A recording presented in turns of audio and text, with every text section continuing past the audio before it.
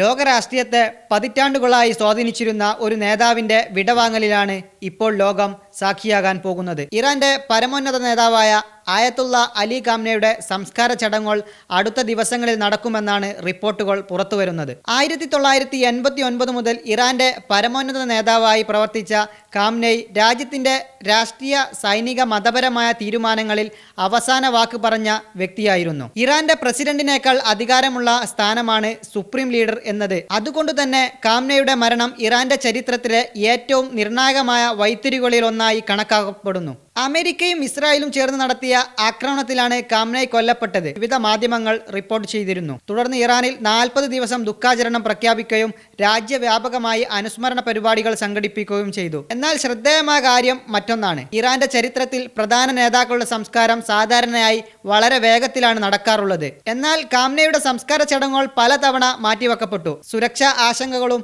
രാഷ്ട്രീയ സാഹചര്യങ്ങളും വൻ ജനക്കൂട്ട സാധ്യതയും ഇതിന് കാരണമായതാണ് റിപ്പോർട്ടുകൾ പറയുന്നത്. തെഹ്റാനിലെ ഗ്രാൻഡ് മൊസല്ല പള്ളിയിൽ 3 ദിവസത്തെ പൊതുദർശനം സംഘടിപ്പിക്കുകയായിരുന്നു ആദ്യ തീരുമാനം. ലക്ഷക്കണക്കിന് ആളുകൾ പങ്കെടുക്കുമെന്ന വിലയിരുത്തലിനെ തുടർന്ന് ചടങ്ങുകൾ മാറ്റിവെച്ചതായി ഇറാനിയൻ മാധ്യമങ്ങൾ റിപ്പോർട്ട് ചെയ്തു. ഇന്ന് ലോകം ഉറ്റുനോക്കുന്നത് സംസ്കാര ചടങ്ങിനെ മാത്രമല്ല, അതിനുശേഷമുള്ള ഇറാന്റെ ഭാവിയെയുമാണ്. കാരണം 1979 ഇസ്ലാമിക വിപ്ലവത്തിന് ശേഷം ഇറാന്റെ രാഷ്ട്രീയ സംവിധാനത്തിന്റെ മുഖമായിരുന്നു ഖാംനെയ്. അദ്ദേഹത്തിന്റെ മരണത്തോടെ രാജ്യത്തിന്റെ അധികാര കേന്ദ്രത്തിൽ വലിയ മാറ്റങ്ങൾ സംഭവിക്കുമോ എന്ന ചോദ്യമാണ് ഉയരുന്നത്. ഇറാന്റെ അടുത്ത നേതൃനിരയെ കുറിച്ചുള്ള ചർച്ചകളും ശക്തമാണ്.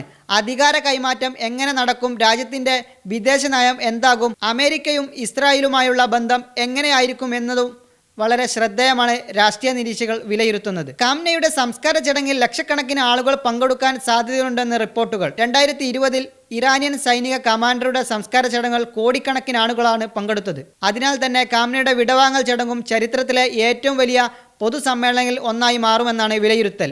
അതേസമയം സോഷ്യൽ മീഡിയയിൽ നിരവധി വ്യാജ വീഡിയോകളും ചിത്രങ്ങളും പ്രചരിക്കുന്നുണ്ട്. ഖാംനെയുടെ സംസ്കാര ചടങ്ങുകളാണെന്ന് അവകാശപ്പെട്ട പല വീഡിയോകളും പിന്നീട് വ്യാജമാണെന്ന് പല സ്ഥാപനങ്ങളും കണ്ടെത്തിയിട്ടുണ്ട്. അതിനാൽ ഔദ്യോഗിക വിവരങ്ങൾ മാത്രം വിശ്വസിക്കണമെന്നാണ് വിദഗ്ധരുടെ മുന്നറിയിപ്പ്.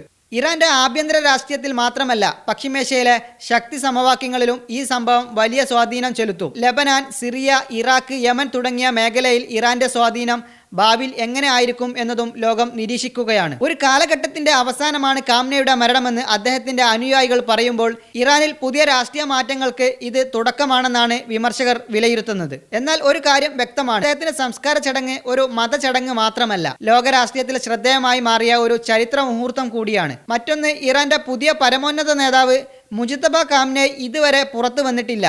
വലിയ സുരക്ഷാ കേന്ദ്രങ്ങളിലാണ് അദ്ദേഹം ഉള്ളത്. ഈ ചടങ്ങിൽ അദ്ദേഹം പങ്കെടുക്കുമോ എന്നുള്ളതും വളരെ ശ്രദ്ധേയമായ കാര്യമാണ്. ഇനി 2 ദിവസത്തിനകം നടക്കുന്ന ചടങ്ങ് ലോകത്തിൻ്റെ കണ്ണുകൾ തിരിയുമ്പോൾ അതിനുശേഷം ഇറാൻ ഏത് ദിശയിലേക്ക് നീങ്ങും എന്ന ചോദ്യത്തിനുള്ള ഉത്തരവും ലോകം കാത്തിരിക്കുകയാണ്. Waytonikah.com, the exclusive Muslim matrimonial site.